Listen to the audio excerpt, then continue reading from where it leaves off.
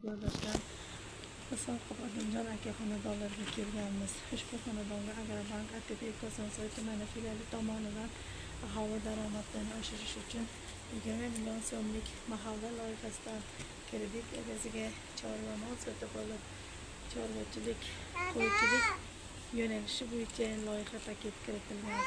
Ushbu xonadon qo'ychilik faoliyati bilan shug'ullanadi hamda aholini daromadlik mehnat bilan band qilgan. Shu orqali 2 nafar fuqaroni ish bilan ta'minlangan. Oyiga 3-4 million daromad olib, hozirda yiliga 20-30 million daromadga chiqilgan.